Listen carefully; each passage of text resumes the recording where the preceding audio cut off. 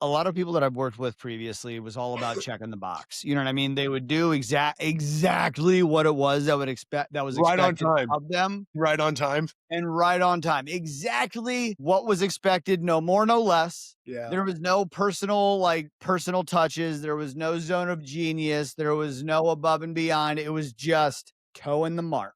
And that's why you and I work so well together is we go about it with our own personal nuance. We give it our own special form of razzle dazzle. You and I are vastly different, but also extremely similar in a lot of ways, which is what makes it very confusing sometimes, but also very, very specific to any character type that we could truly serve because there is no one size fits all to anything. There shouldn't be. No. There shouldn't be a PDF and a module course that can service everyone. There needs to be a personal touch to every problem we can solve. And this isn't about you, the consumer or the viewer, helping us solve our problems. It's about us being able to help you solve yours. If you as a business cannot solve the problems of the people you can best serve, then you're not in business. And that's And what it boils down to, knowing the problems that you can solve and giving it the old special razzle dazzle for each individual's particular issues. I believe all problems are pretty the same. It's just the circumstances that change, but you have to have a nuance to those circumstances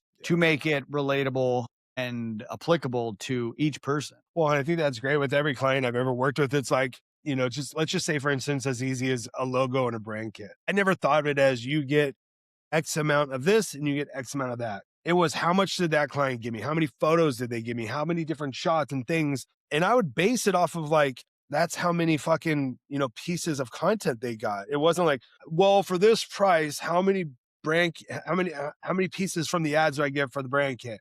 And I'd be like, Yeah. it's two 1080 by 1350s and two 916s. It's like, I don't know yet, bro. Like I haven't started on that project yet. Some people get 25, some people get fucking 40. Because if somebody gave me 3 headshots and then the other guy gave me a full fucking photo shoot, I'm going to utilize that because they spent the time with that photographer. Like, and I'm a very, very detailed dude. So I'm very detailed when it comes to the brand kits, man, and the ads. But yeah, every Well, client's different, man. And that's why you got to treat every client differently. And you can't just be copy, rinse, repeat, because that's just a bullshit way to do things now. I think one thing to point at is not only are you a stickler for detail, but you also get into a flow because you like the process of. You've explained it before. You don't do one piece at a time. You do multiple pieces at the same time because you're in your creative zone of genius. So each thing represents a different creative, represents a different style that's still on brand. And you truly enjoy the process, which is how it all gets that special Jake razzle dazzle because you're not just towing the mark. You get